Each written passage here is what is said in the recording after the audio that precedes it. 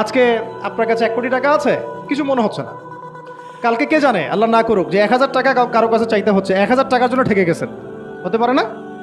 তো রিজিককে মানুষ তাজিম না করলে রিজিক দূরে চলে যায়। দুটো বিষয় খেয়াল রাখবেন, দুটো বিষয়। এক হচ্ছে মাঝে মাঝে মনের মধ্যে কিছু আমল করার ইচ্ছা আসে, আসে না?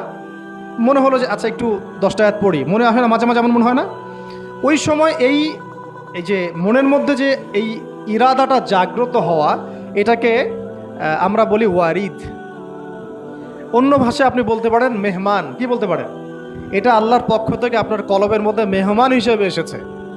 এখন আপনি যদি আমলটা করেন, সেই মেহমান বারবার আপনার কলবে আসবে। যদি আপনি ওই সময় আমলটা না করেন, মেহমান চলে যাবে, মেহমান অসম্মানিত হলে পরে আর আসবে না। একইভাবে রিজিক আল্লাহ পাক দিয়েছেন, এর তাজিম যদি করতে পারেন রিজিক বেশি আসবে। রিজিকের তাজিম সম্মান করতে না পারলে রিজিক আসবে না, বেশি কমে যাবে।